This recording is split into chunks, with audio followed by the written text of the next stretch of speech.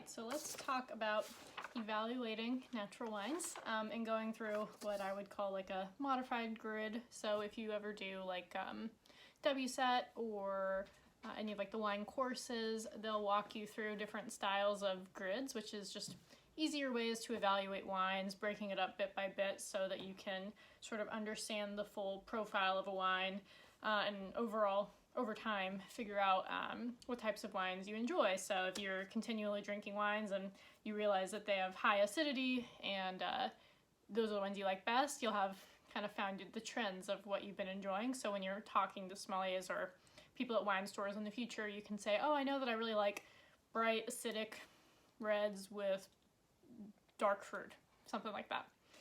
So this is obviously a little bit more in depth than just taking notes on the back of the cards like we had before.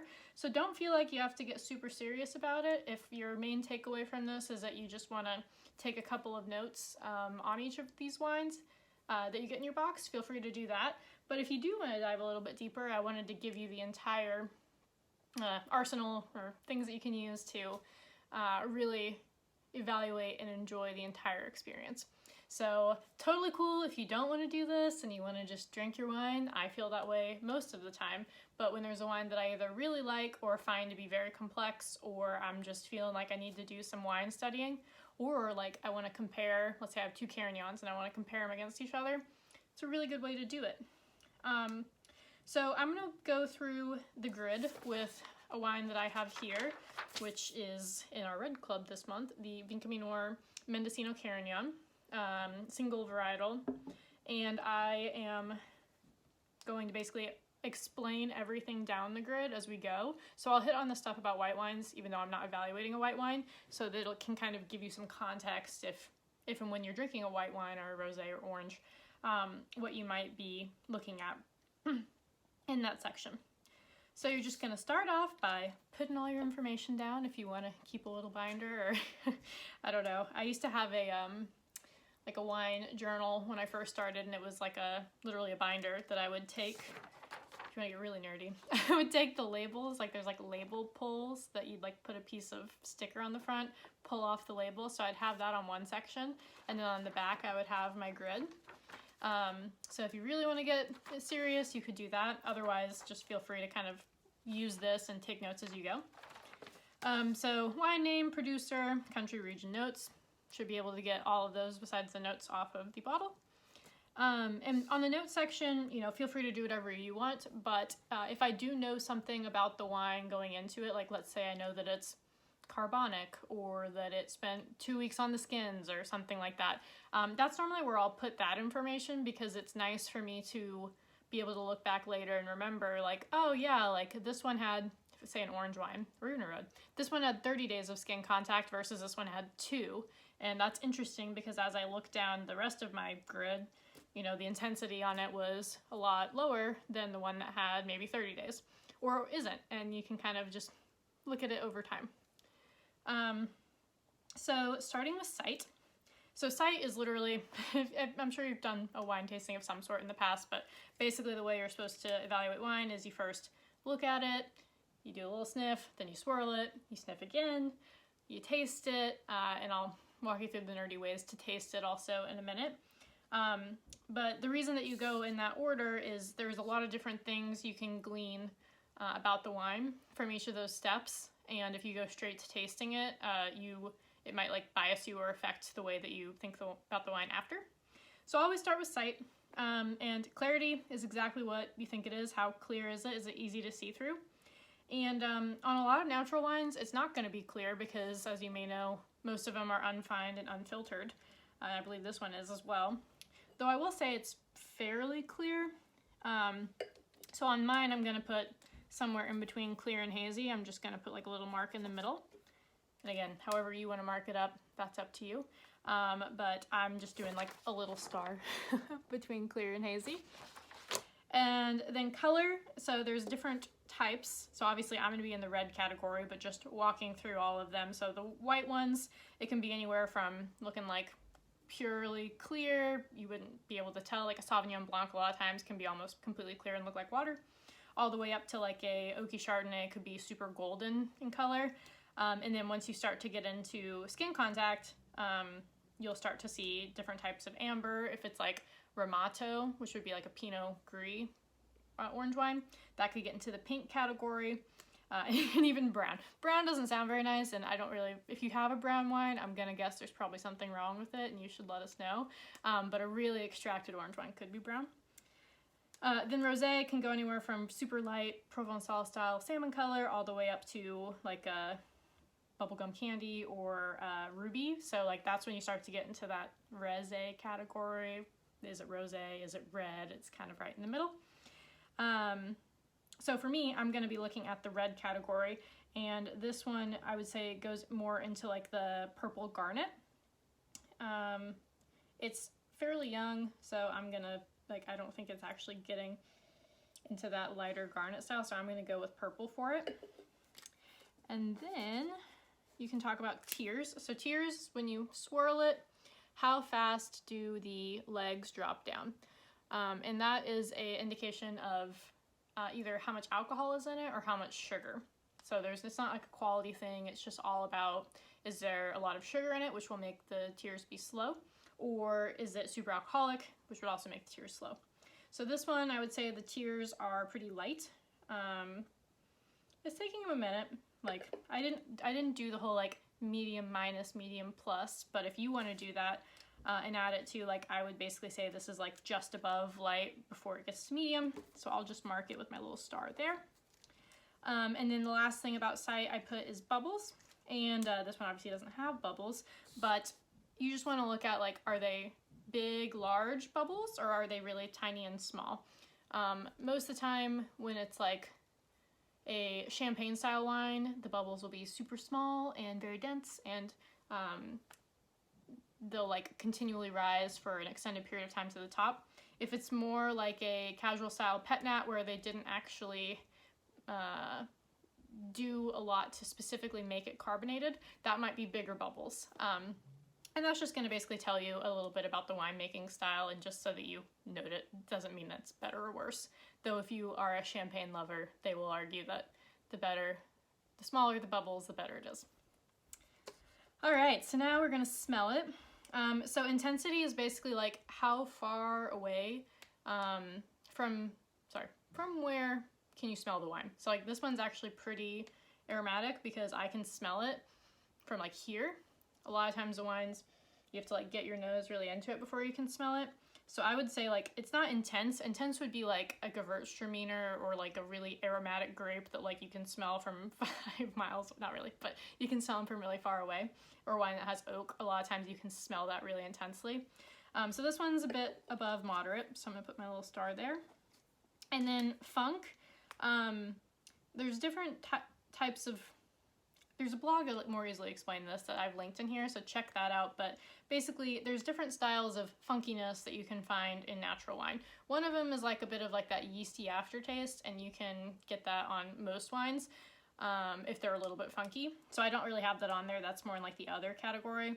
But VA is volatile acidity, so if it feels a little bit like nail polish remover, that's not always super nice. Sometimes a little bit can be great, and there's a lot of natural producers that have slight amounts of VA that are deliciously balanced with the rest of the wine. Some of the wines are out of balance, and if it does have volatile acidity and you're really getting that, like, you know, a little bit nail polish remover smell from it, you'd be best to put it in a decanter or just let it sit for a while, because most of the time that blows off. And then, of course, you know, mark, it has a little bit of VA. Brettanomyces, Brett, that's like the whole barnyard feel. So if it feels like you're like inches away from a horse and it's like undrinkable, that's one style. But normally it's just like a hint of it. It's like you would smell something like leather, and then you might also get some like barnyard funk. Oxidized is like sherry, so sherry is an oxidized wine. So if it has like a slight sherry note to it where it's had exposure to oxygen, that can be really nice. We've had several orange wines that are made that style. If it's completely oxidized, that's normally when it goes to brown, and when it's brown and smells like a sock, basically, that's too far. You don't want that. That's when it's a fault and not just a funky part of the wine. And then mousy is where it kind of, you get like a hamster cage style smell and like taste. It's retronasal at the end of drinking the wine, so it might taste normal, and then a little bit later you're like, hamster. That's how it feels to me. That's when it's mousy. And a lot of times a wine will start out not mousy, and it will become mousy after leaving it open for a few days. So we always try to drink our natural wines within a couple of days, especially if we know that it's like 0 sulfur, because that can prevent the mousiness. Then there's a bunch of others, but those are the main ones that I normally see. So you can normally smell those. Sometimes you taste them, but I just left it in this category. So this one, I'm not getting any of that, which is great. So we'll move on. Fruit. So the fruit section, I'm in the red section, and red fruit means like red cherry, or black cherry would be like black fruit. Other black, like black berries. So I purposely put it so that like you could think about the categories, and then below that, you know, think about others. So for example, I'm actually getting a mix of red and black fruit on this one. And there's really, again, there's no wrong answer. It's whatever you're feeling off of it.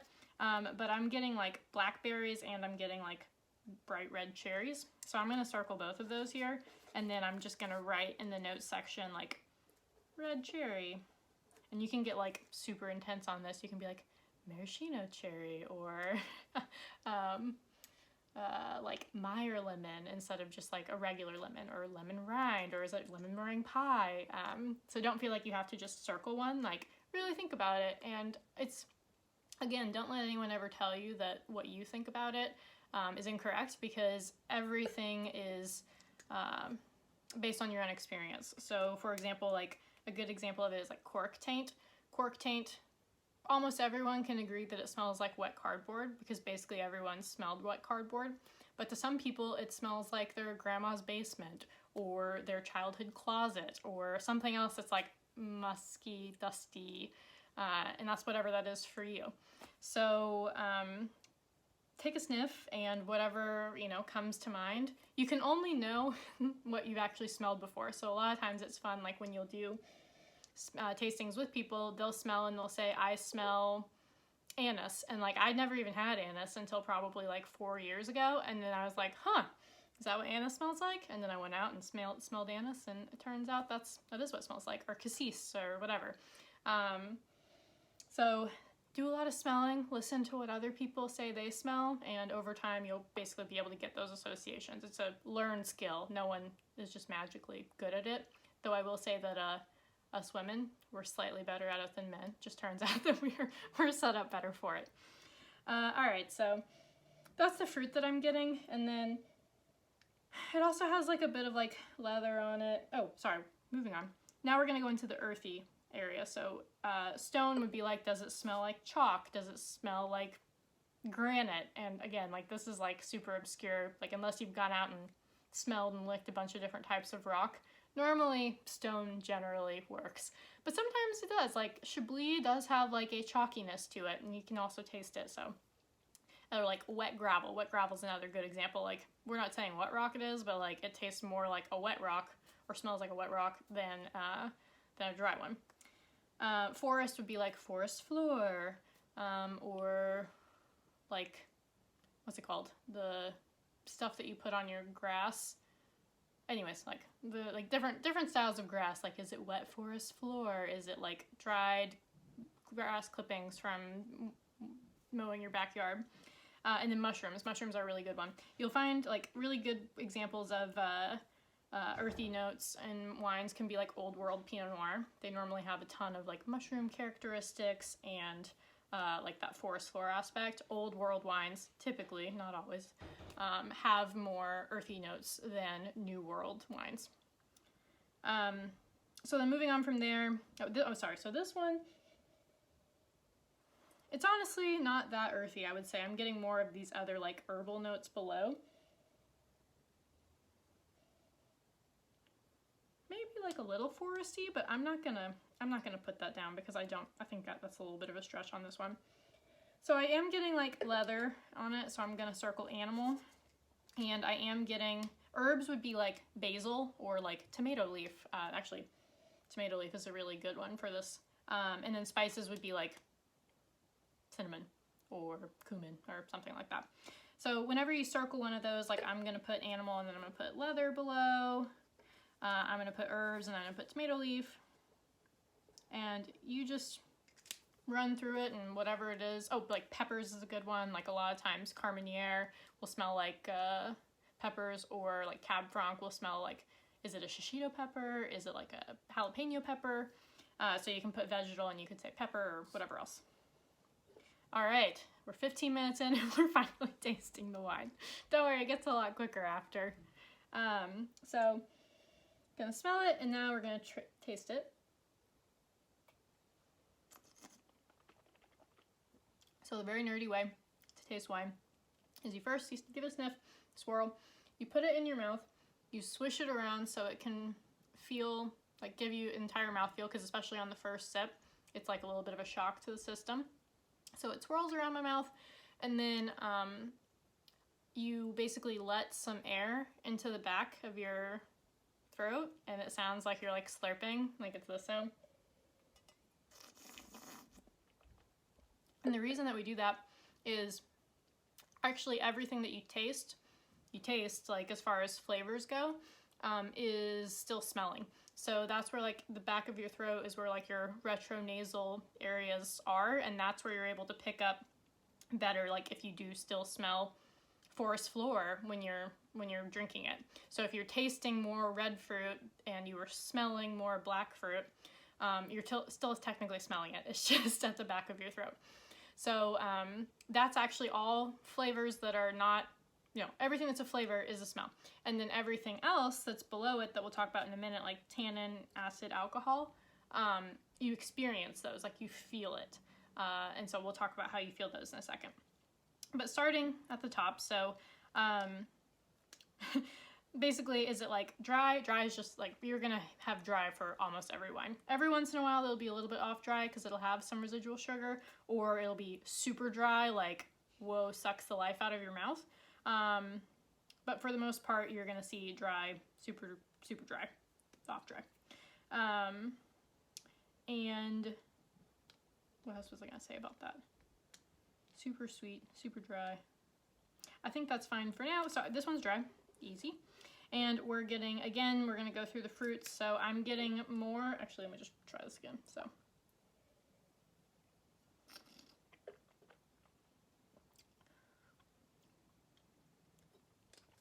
I'm actually getting like some of the blue fruit now. I'm getting like blueberries on it, which is interesting because I wasn't really smelling blueberries before. And the like red cherry is definitely still there. And that blackberry is definitely still there, so I'm gonna add that in. And then on the, oh, I also forgot to tell you, in sniffing, you get more of the fruit when you put your nose down here in the bottom. So that's where you get most of the fruit. So when I'm looking for fruit, it's like a heavier, deeper flavor. So you get it down here, and you can never put your nose deep enough in, so don't let anyone tell you otherwise. So that's where I get the fruit. And then for harder ones to discern, like floral notes or vegetal notes, or like the mushroomies or spices, you normally get them more at the top. So like, again, you can kind of just dip your nose in here, rest your nose at the top here, and you get different flavors or different smells. So really those are the main things I'm getting out of it. Let me do one more.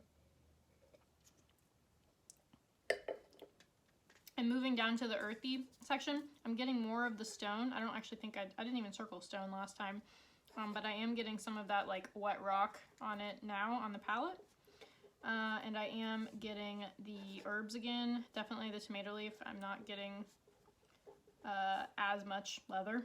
I think that was more of just an initial sniff. I'm not really getting that on the palate, so I'm gonna leave that off. And of course there's like literally thousands of other things that you can get off of it, but I think that's good enough for today.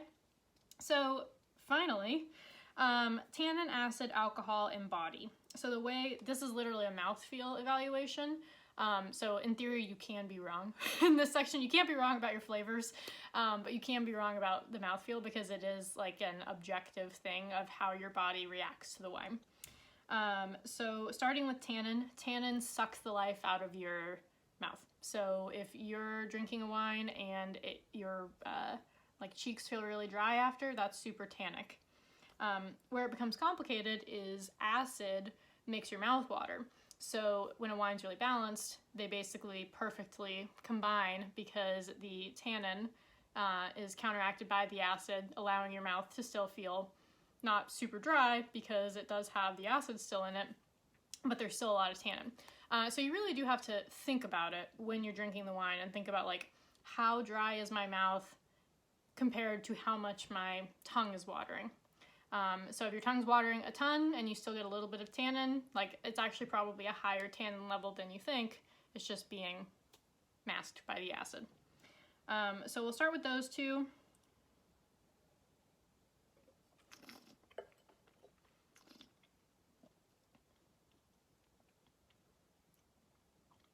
I would say on this one, the tannin actually is quite high, but it's so perfectly balanced. It's a lovely wine.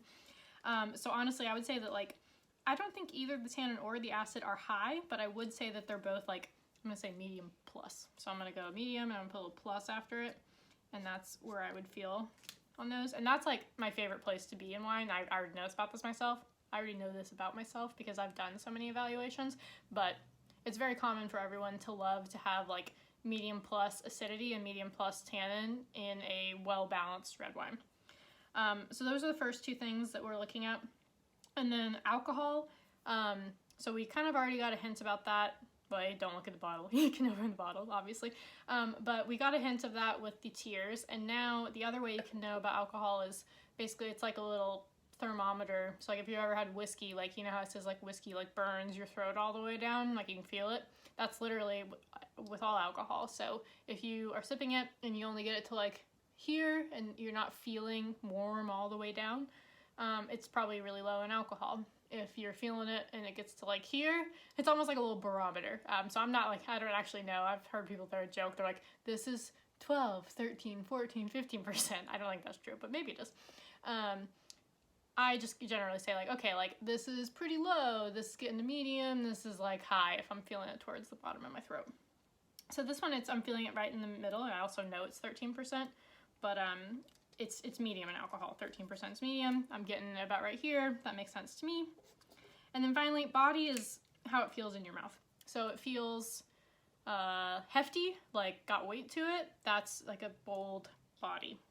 If is it super light and it just easily goes away after you drink it and like fresh and easy, that would be like low body or like a not very bold. So this one I think also, again, medium.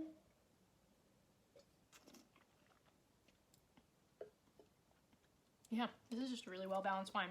So medium across the board. You're gonna see some that are low, you're gonna see some that are high. Normally when it has wood added to it, it's gonna be higher, like a more bold body.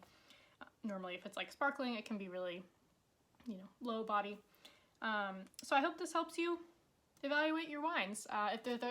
If there's other stuff you want to know, let me know. I know this is a big download of information, and I'll segment it so that you can come back to different sections. But this is how I like to evaluate wine. This is typically how sommeliers evaluate wine. I just tried to basically make it a little more fitting to natural wine because the traditional method would really tell you that all natural wines are bad because they're, you know, they want to be clean, they don't want to have any faults or any funk to them at all. So this is a more inclusive wine grid. And if you do use it, let me know how it goes. And if there's other things you wish to see on here, let me know because I'm just iterating on it. So thanks for being a part of this. I hope you enjoy this new style of wine evaluation. And I may post some of my grids in the future.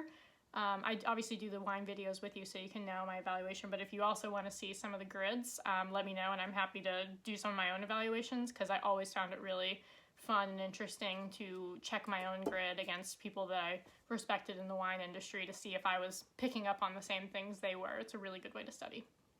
So thanks for being here, thanks for being in the club, and I hope you enjoy the wines.